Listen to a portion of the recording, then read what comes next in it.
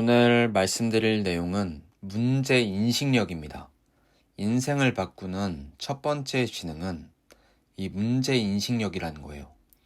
사람들은 문제를 해결하려고만 합니다.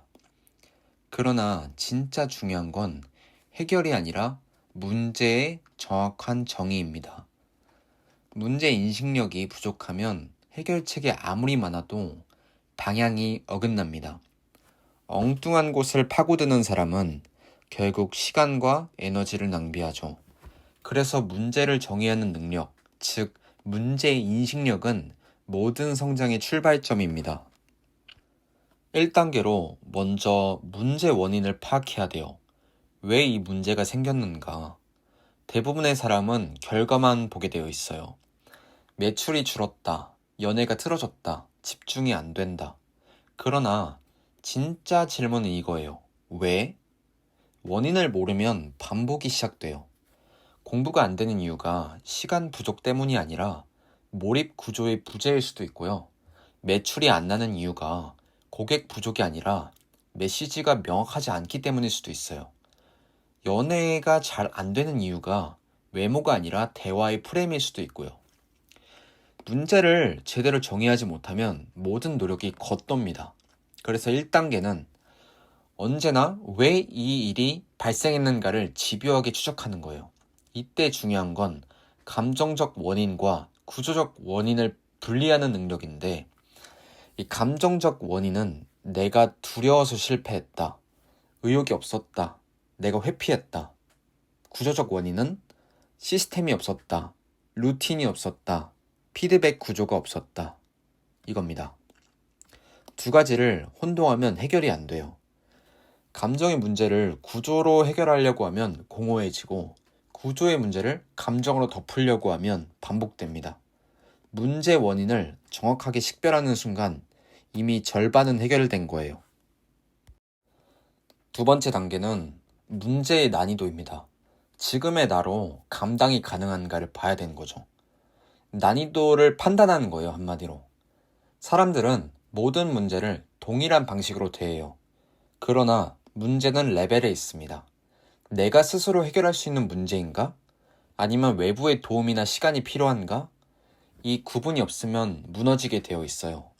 예를 들면 나는 왜 인생이 안 풀리지? 같은 추상적인 질문은 스스로 해결할 수 없는 난이도예요. 반면에 나는 아침에 30분 일찍 일어나지 못하는 이유가 뭐지? 이거는 스스로 해결할 수 있는 문제예요. 둘을 구분해야 됩니다. 해결 가능한 문제를 계속 미루면 자존감이 떨어지고, 해결 불가능한 문제를 억지로 붙잡으면 무기력해집니다. 진짜 지능은 문제의 크기를 가늠하는 감각이에요. 즉, 문제의 난이도를 판단하는 것은 현실 감각을 훈련하는 것입니다. 나의 역량, 자원, 시간, 감정 에너지, 이 모든 것을 계산하는 것이죠. 문제의 레벨을 오판하면 삶의 방향이 꼬입니다. 그래서 성장하는 사람은 당장 할 수 있는 것부터 정복하죠. 그게 쌓이면 어느새 어려운 문제도 감당할 수 있는 단계가 됩니다. 세 번째 단계는 문제의 구조화입니다. 문제를 쪼갤 수 있는가? 모든 복잡한 문제는 결국 쪼개면 단순해집니다.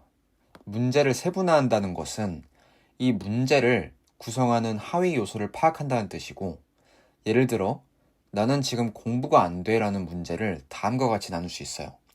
물리적 환경 문제, 심리적 문제, 전략의 문제, 관리의 문제인데, 물리적 환경 문제는 공부 공간, 소음, 조명이 있고, 심리적 문제는 의욕, 피로, 스트레스가 있고, 전략적 문제는 공부 방법, 루틴, 피드백이 있어요. 관리적 문제는 시간 배분, 일정 관리죠. 이렇게 쪼개면 해결책이 눈에 보입니다.